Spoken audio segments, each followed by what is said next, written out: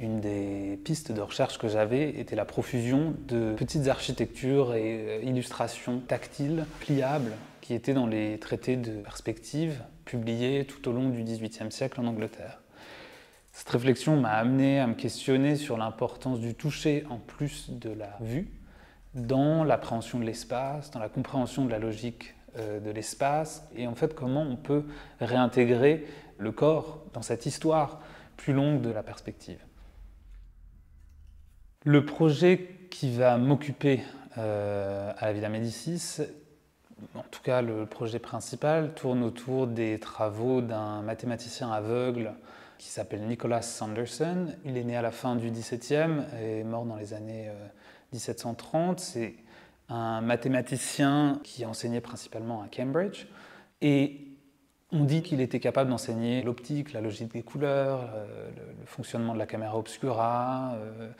la nature de l'arc-en-ciel.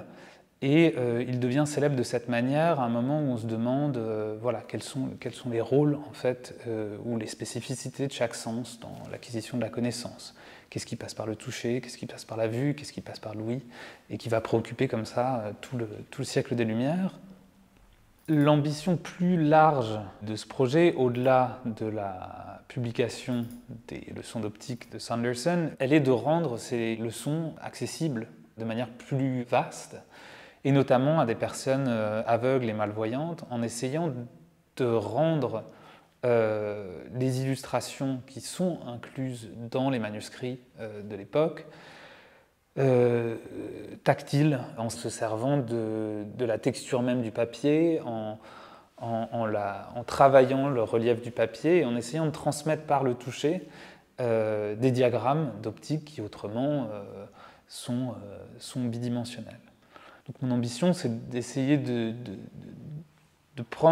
saisir cette opportunité afin de voir comment est-ce qu'on pourrait collaborer, mathématiciens, des artistes qui sont ici à la Villa probablement, des historiens de l'art et des aveugles, peut-être des enseignants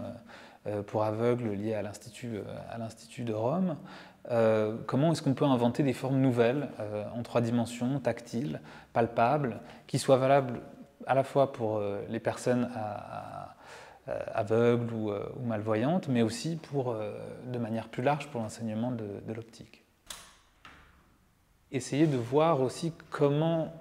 l'œuvre de Sanderson, son travail, sa personnalité, sa vie, nous invite à repenser nos propres imaginaires, nous invite à repenser nos propres préjugés sur l'importance peut-être trop grande qu'on a accordée au visuel,